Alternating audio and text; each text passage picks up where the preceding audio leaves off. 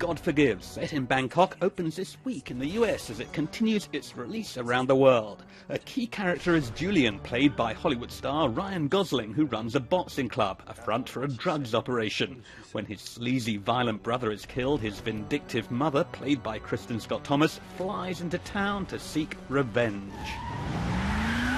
This film brings Ryan Gosling together with Danish director Nicolas Winding Refn once again. They last collaborated on the acclaimed 2011 neo-noir crime thriller Drive. With Gosling's character in Only God Forgives, you don't know what's on his mind. There's little dialogue.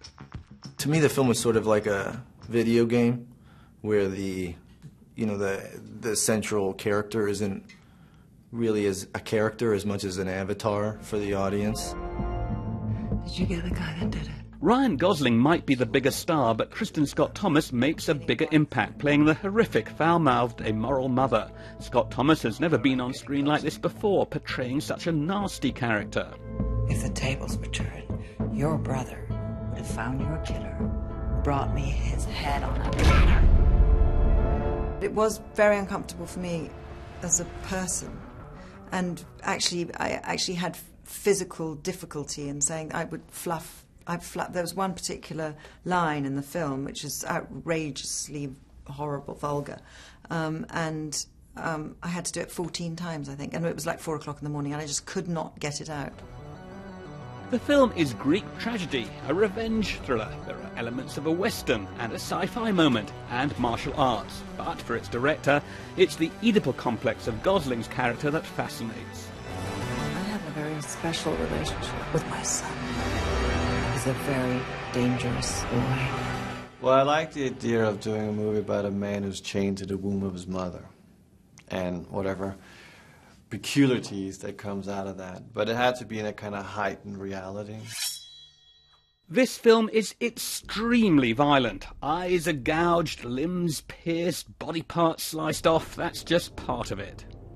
What are your own views about the relationship between on-screen violence and how people behave in relation to violence in the real world? I guess there's a lot of debate over that, and obviously I only have my own experience to speak from. But I know when I was a little kid, I saw Rambo: First Blood, and then the next day I took knives to school and started throwing them at the students, and I was suspended. So I feel, rightfully so, suspended, and I feel like... I was very influenced by films and by violence in films. If you say that, that's pretty incredible. Shouldn't filmmakers think long and hard then before they do use violence, graphic violence in films? Yeah, sure. I think you should think, about what you're putting out there into the world.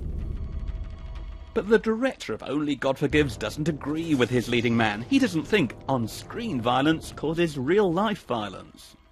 I don't think violent in entertainment makes people violent. But I do believe that it can show people how to be violent, which is very different. And of course, there's a huge responsibility that comes with the act of being able to work in the mass media world.